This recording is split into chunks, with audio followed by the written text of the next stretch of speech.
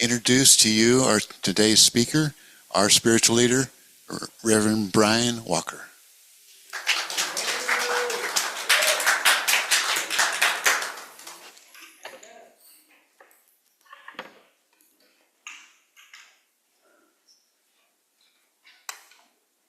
Good morning.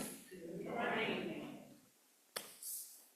So I have heard from some people that they're a little bit concerned, maybe more than concerned, about some events this week. We did have a national election on Tuesday, and so let's don't back away from it. This is the way some people have said that they're kind of feeling. And no matter whether you're feeling this way or rejoicing, how do we make sense out of what's happened? Whether it's been a shock to you or you're cheering or whatever it is, what does that mean? So, which is in line with our theme this month, which is meaning. Meaning, how do we make meaning out of life? So my talk title is, Don't Lose Heart, You Were Born for These Times.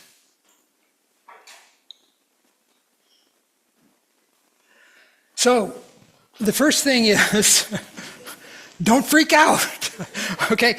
Don't freak out. This really happened. And so don't be in denial about it. And you can't say, well, they just won the Electoral College. There's actually the popular vote as well. So this is if you believe in democracy, this is what the American people have chosen.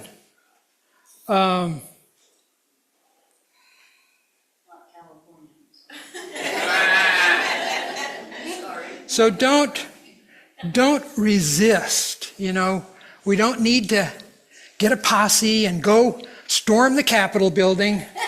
This is what's happened. Sometimes when from our human vision, we see things and we go, good God, how did this happen? That may be a limit to what we're seeing and how we're interpreting it, rather than saying, no, this is not right. We were reminded last week in our inspirational reading about the Desiderata, which is that lovely poem. And so there's a line from that goes, and whether or not it is clear to you, no doubt the universe is unfolding as it should. And, so we may think, no, it's not. But let's just let go. Let's just let go of that. And step into acceptance. Acceptance. I know that many of you are familiar with the spiritual teacher Byron Katie, who does something called The Work. And one of her big themes is acceptance. Accepting the way things are. Now that does not mean some sort of passivity.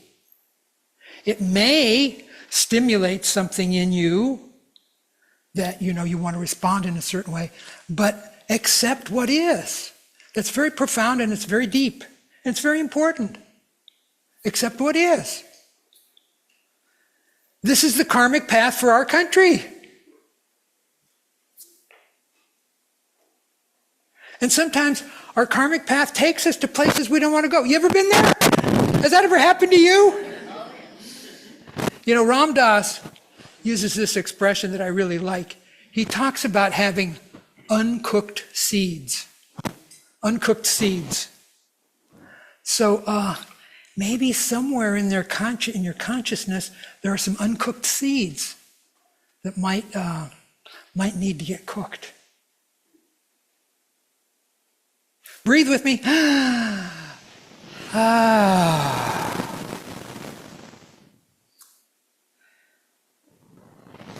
So the first thing, maybe the second after acceptance, first is acceptance.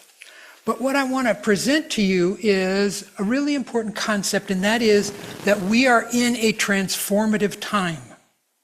We're in a transformative time. What does that mean? It means that many aspects of our culture are changing very rapidly, and it has a huge impact on all of us.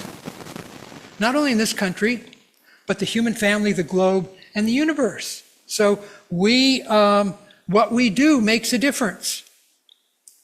So what's happening out in the world that is an indicator that we're going through this transformative time?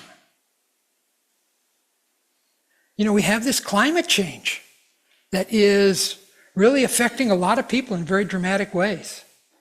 We have wars going on that we haven't seen the like of since World War II.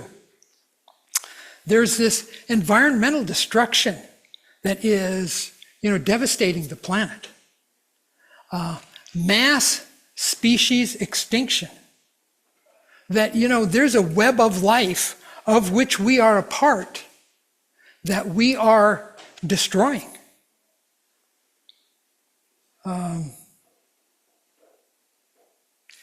Technological change is happening so fast. Can we keep up with it? Is our wisdom enough so that we can harness this stuff and make it work for us and not dominate and transform who we are in ways that we don't want to happen? Social and political polarity is happening in such dramatic kinds of ways that we see that, this isn't the way things have been in the past. They're much more polarized and much more highly energized than we have had in the past times in our lives. Massive waves of immigration.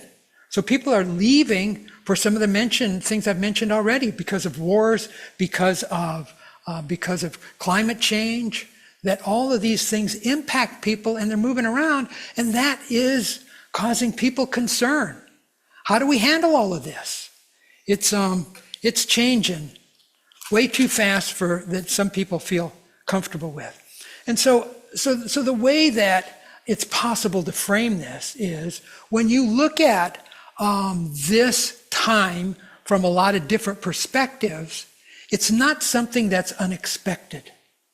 So indigenous cultures have been talking about or predicting this time. The Hopi have this concept of the fifth world. The Mayan had the calendar that they talk about. Astrologers talk about the age of Aquarius. People, spiritual teachers from different traditions, or modern academicians. Bruce Lipton has written a book called Spontaneous Evolution. So that people are seeing that we need to evolve, and that things need to break down before we can build a new kind of consciousness. So there's a large scale breakdown of things that sometimes are difficult and we don't want to happen.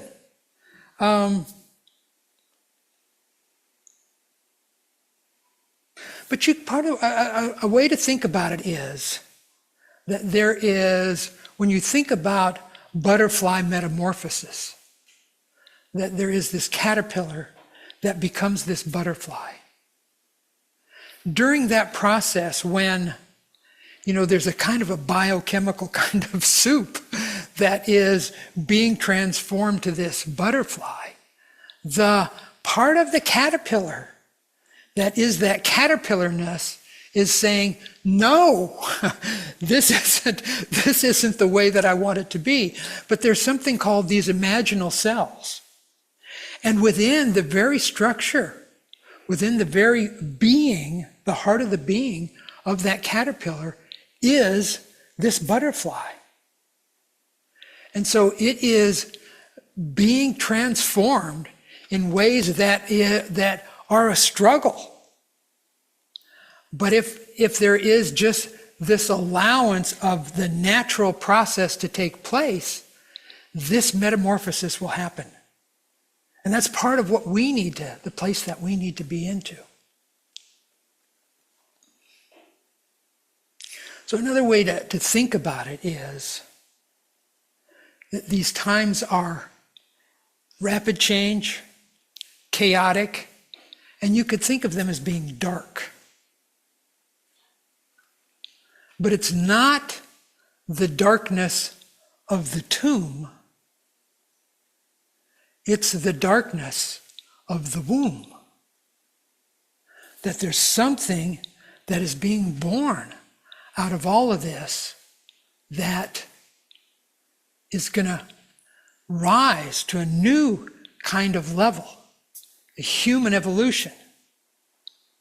So Eckhart Tolle, who's a name I'm sure many of you are familiar with, in his book, The New Earth, which has been around for some time now, he puts it in very stark terms. He says, our human mandate right now, because what we're doing is unsustainable in the way we treat other people and the way we treat the planet, is evolve or die. Evolve or die. That's very sobering. If you accept that premise, and there seems to be a lot of evidence for it. So that's an important concept to hold, is this idea that we're in a transformational time. And so when we see that this election result is something that, we might be resisting and fighting against and be thinking, how can this happen? Is that within this context in which there's a lot of transformational change, it makes more sense that there is maybe more breaking down that needs to happen. That's not what I want. But to get to the next step, that may be what needs to happen. Breathe with me.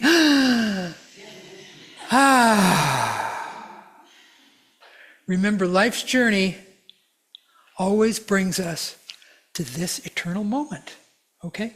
To this eternal moment. So, here we are. Here we are.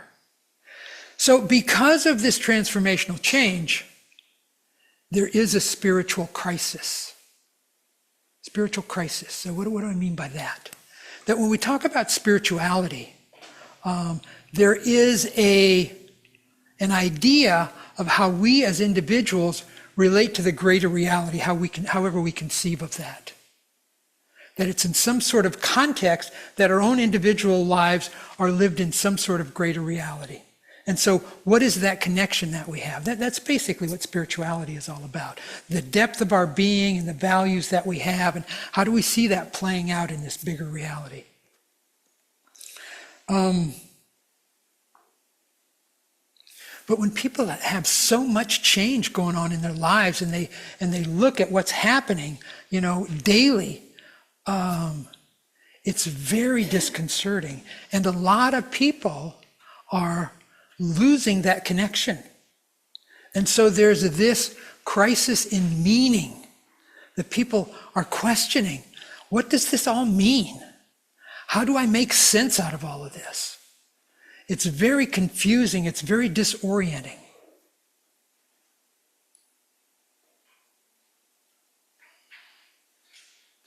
And I could go through a list of things. I've already listed some things, but I'll mention a couple of things that I think are really noteworthy. There's a prominent sociologist. He goes by the name of Robert Putnam, who's been a teacher and a researcher at Harvard for many years. And he has been documenting in all different kinds of ways about social capital. Social capital. So what's social capital? Social capital is the idea that in addition to our other kind of hard assets that we have things that of value that are based on our social relationships, all kinds of social relationships. So certainly family and friends and community organizations, nations, countries, at all different levels. Whether it's, your Little League team or the Kiwanis or the PTA, we come together in all kinds of different ways to connect with one another and to make community. And when we do that, we have interactions that lead to us knowing other people and building trust. And all of that is part of our social capital. And so he's been documenting this process of social capital declining for the last, 40 or 50 years. And so he wrote a book that, he documents all of this in many ways. And the title is Bowling Alone. Bowling Alone. And that is kind of, the title itself kind of expresses the thesis. And that is, people are still bowling. And the bowling's not going down. But the leagues and having people come together to do that has declined sharply. And that's the same thing for churches, for community organizations, for PTAs, for all kinds of groups. And we pay a price for that. We pay a price for that because we don't know each other. And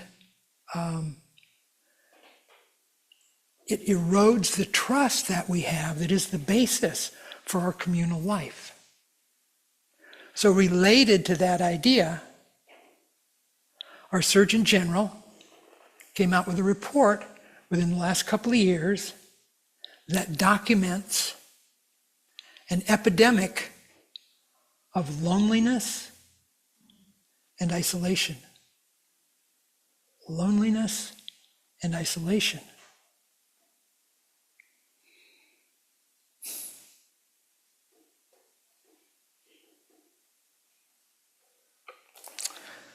So when we look around and we see, the really intense polarization in our social and political life,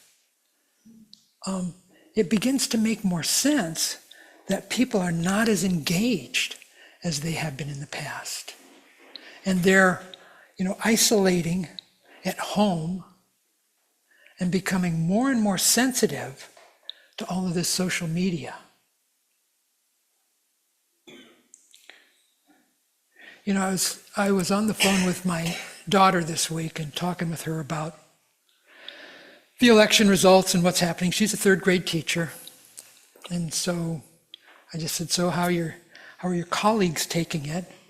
And she said, that she worked with both sides. There were teachers who are both parties.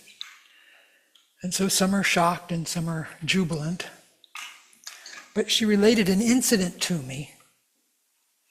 One of her friends who has a trans child, transsexual, said to another one of her friends, who's a Republican and was happy with what happened, she said, "You're against my kid, and I can't be your friend anymore. I can't be your friend anymore." And so, friends, that's the kind of atmosphere that we live in, that we identify with who people are based on some of the associations that they make. And it's tearing us apart. It's tearing us apart.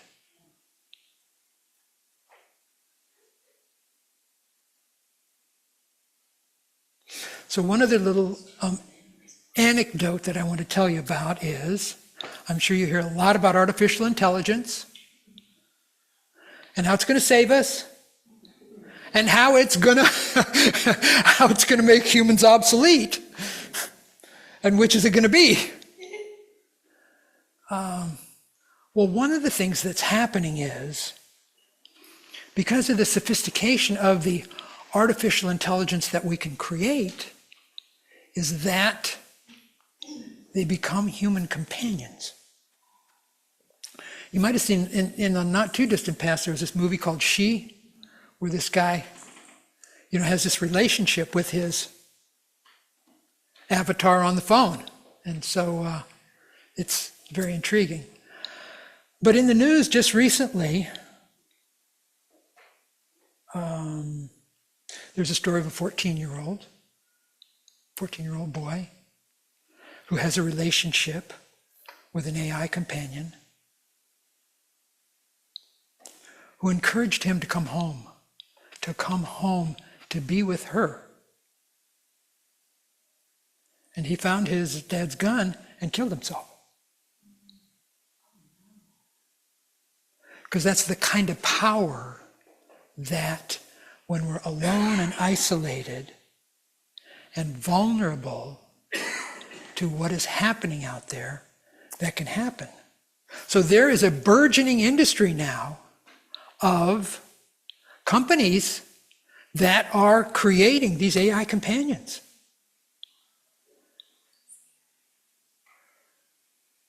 Breathe with me.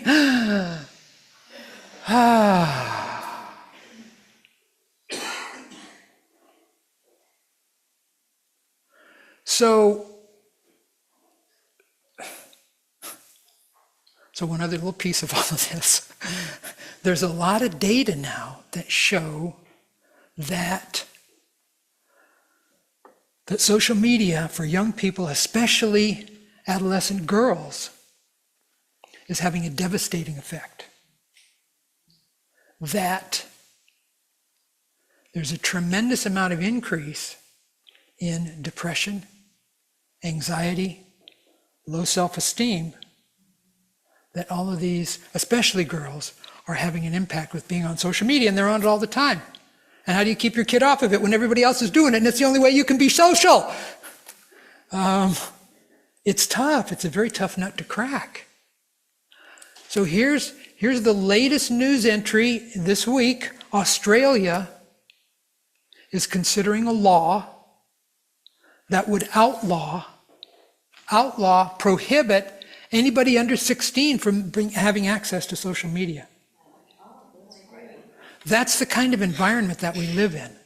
That things they just seem so extreme.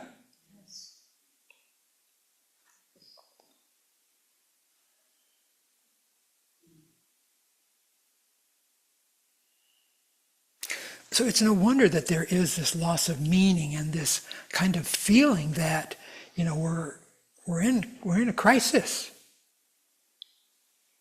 Because we are in a crisis. So again, that's part of accepting what is happening. So how do people respond to that? People can respond in different ways. One way is to think, holy smokes, this is so bad, let's revert back to something that worked before, which, invites all kinds of fundamentalism. So whether it's religious or whether it's political, it's that, we need to build a wall so that we can fight all this stuff that's happening. Not going to work. It's not going to work. Some people just withdraw. They just move back and kind of into their shell and kind of avoid or deny the things that are happening out there. Again, that only increases the isolation, the loneliness, the vulnerability. It doesn't work. Another way is, let's just numb up. And God knows our culture has plenty of options for those.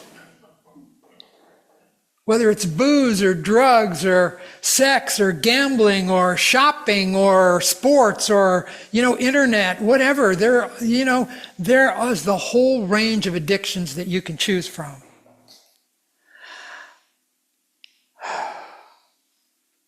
But that's not going to work either.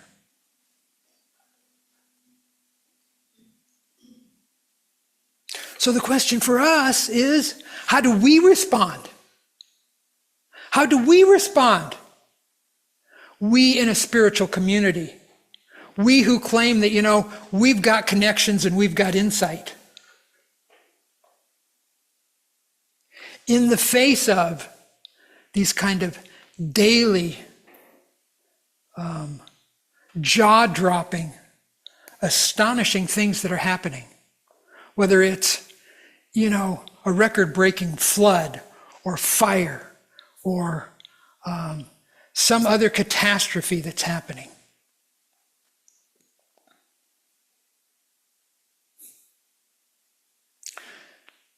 So the first thing that I want you to embrace is just to be gentle with yourself and other people.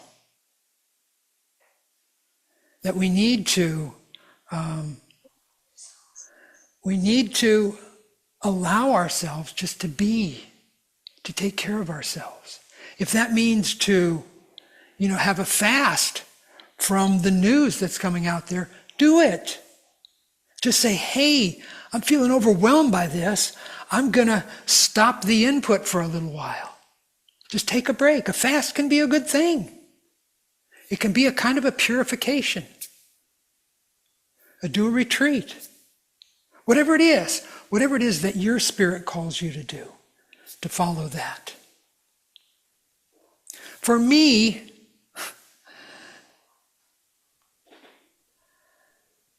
my worldview is that I volunteered. That I volunteered to be here. And I believe that for all of you. In some ethereal past, there was a voice that said, who wants to be in the U.S. after the 2024 elections? And we said, I do.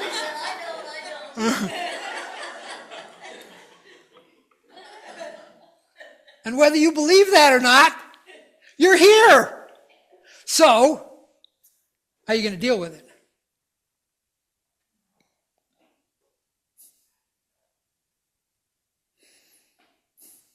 So again, it's really important to not freak out, because that only adds to the confusion, the chaos, and that kind of stuff.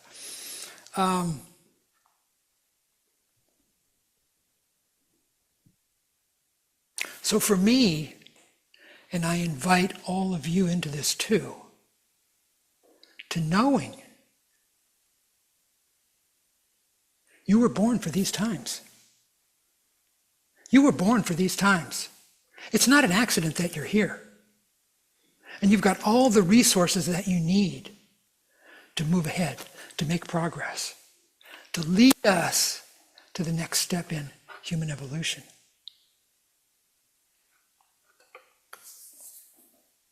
So, positive psychology's been around for a couple of decades now, and they've been studying about meaning. And so naturally they've got some ideas. And they say that there are 3 things that humans need to make meaning. And the first and most important is belonging. It's about belonging. To find your tribe, to make those connections. And as I've already mentioned, that is foremost what is breaking down amongst us. So belonging is so critical. And promoting that energy that connects us in whatever way you can. And so what does that mean? It means, don't be judging other people and don't be condemning other people. This isn't a battle between right and wrong. The second thing is purpose. People need to have some sort of idea of why they're here. Why do we lead this human life? And what is it that I'm here for? And how do I do that? So belonging and purpose. And the third thing is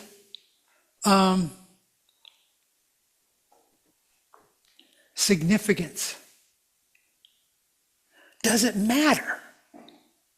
I mean, what science tells us is we live in this infinite universe that's expanding, and that, on this little third rock from this, obscure galaxy and this sun, is this species that's come up, and it's all by accident. It's just chance that we're all here. I mean, if we were extinguished tomorrow, it wouldn't make any difference at all. But that's not what our heart tells us. That's not what we intuitively know. Is that there's something here that makes a difference. And even though we're one being of 8 billion. Thanks for asking. It'll probably be 15 minutes on either side because I have patients before and after. There we go. There's the voice that tells us. Come on. Greater reality that we are a part of and that matters. That matters. So we have access to all of the wisdom traditions, and that all of that wisdom is open to us, and all we have to do is access it. And so I want to share with you, in the Buddhist tradition, there are these ideas where you can take refuge. So in this atmosphere, in this climate of, oh my God, what's going on, you might need a place to take refuge. And so what the Buddhists say is there are 3 places where you can get refuge: the Buddha, the Dharma, and the Sangha. The Buddha, the Dharma, and the Sangha. And so, what does that mean? So the Buddha, and this applies as well to Christianity, and you can have the Christian counterparts as well. Jesus, the Buddha, the actual Buddha that lived, and our Buddha nature, or Jesus and our Christ consciousness. That's a refuge. That's a refuge that we have. And that came out in our daily word reading about freedom. That Christ is my refuge. That I always have this. The second thing is the Dharma, or the teachings. So the Buddha and Jesus, they led us and they showed us a path. They demonstrated what we have the power to do. And we can do that as well. That there are these teachings that we can identify with and that we can practice. And so what are those teachings? Jesus put it this way. He had a spiritual practice, he had these mystical experiences, and he spread the good news. And what was the good news? That there's a kingdom of heaven. There's a kingdom of heaven that we all have access to. And it's not, as many people have interpreted, something that happens after we die, but it's a level of consciousness that we all have access to right now, right in this eternal moment. And so what do we need to do there? First of all, we need to have faith. We need to have faith. And faith is not, as we think about it today, our modern definition is belief without evidence. When people talk about faith, that's what they think in these modern times. In Jesus' time, faith was something very different. It was about the way of the heart. The way of the heart. That, our head can tell us all this stuff, but our heart and our intuition tell us so much more and so much deeper and so much more insightfully.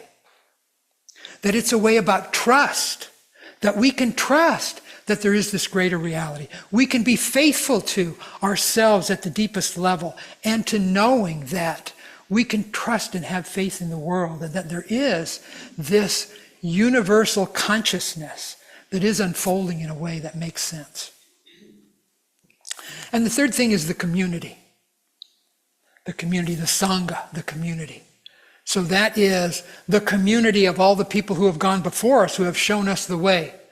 All the, saints and sages and all the teachers, and our own communities. This community right here, and what that means.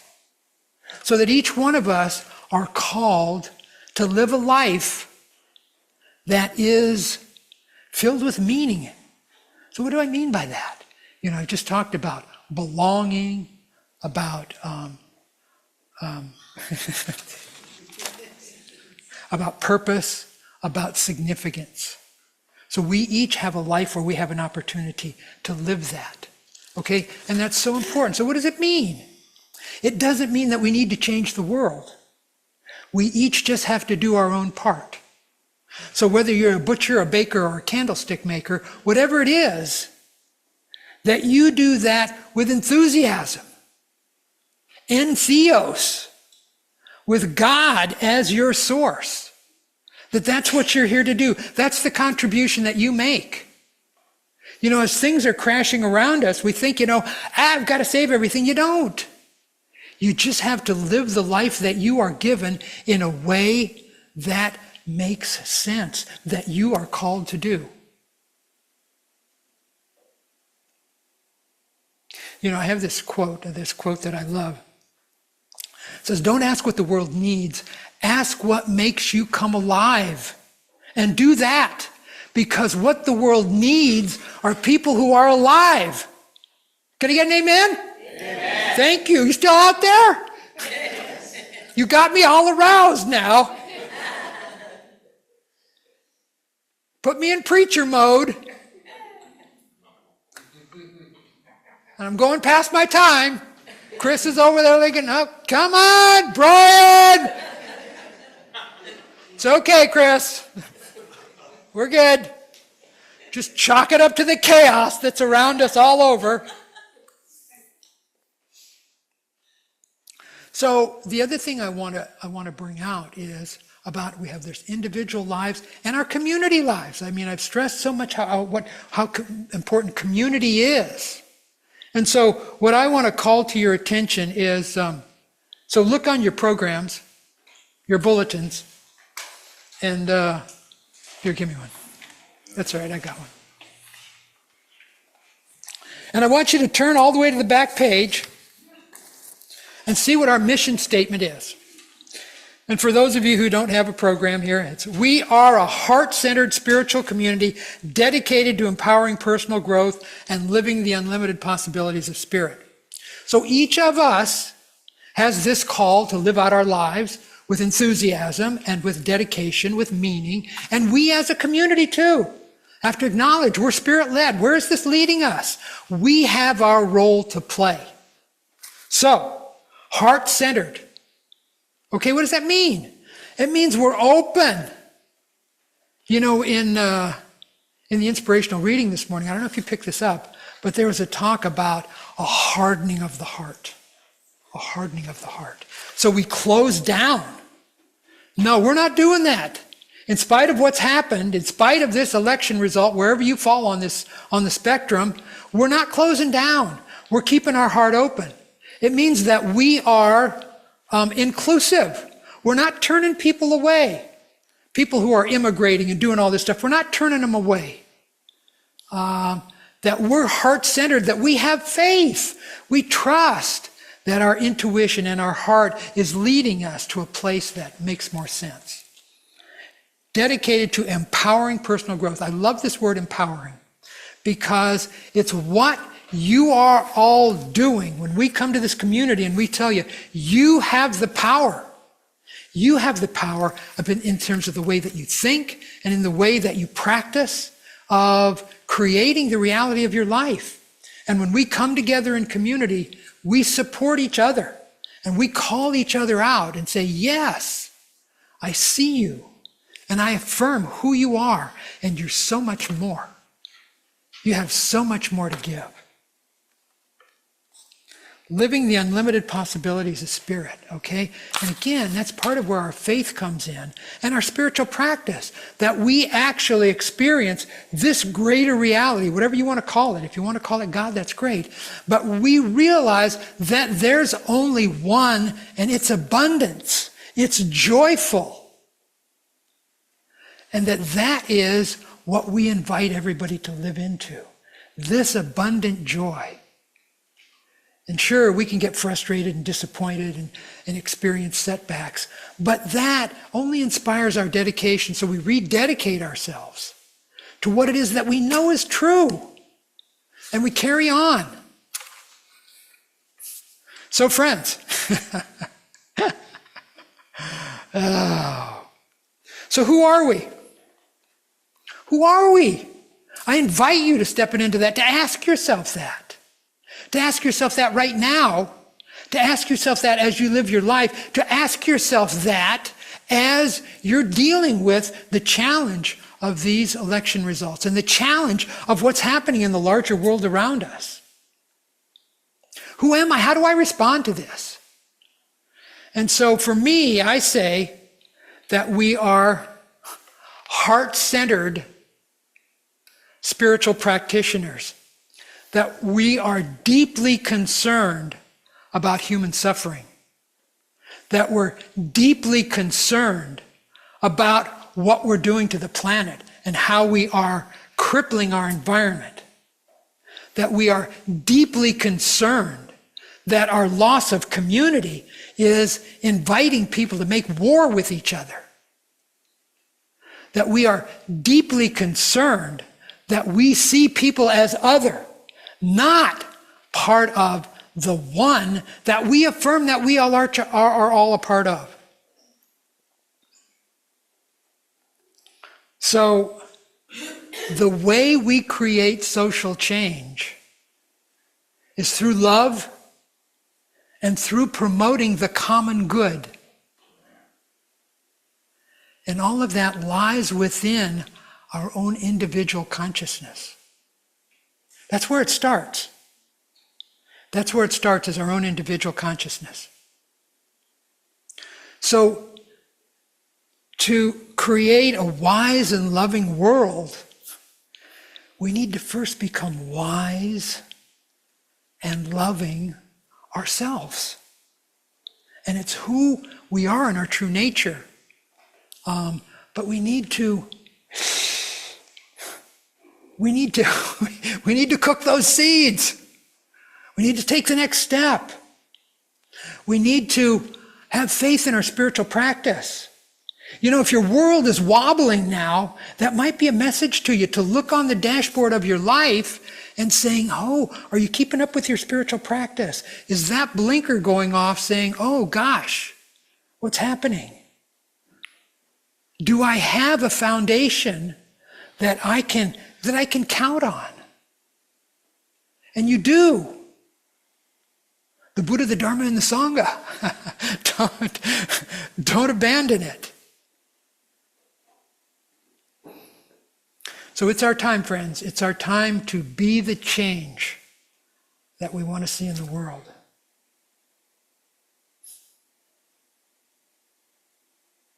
So don't lose heart. We were born for these times.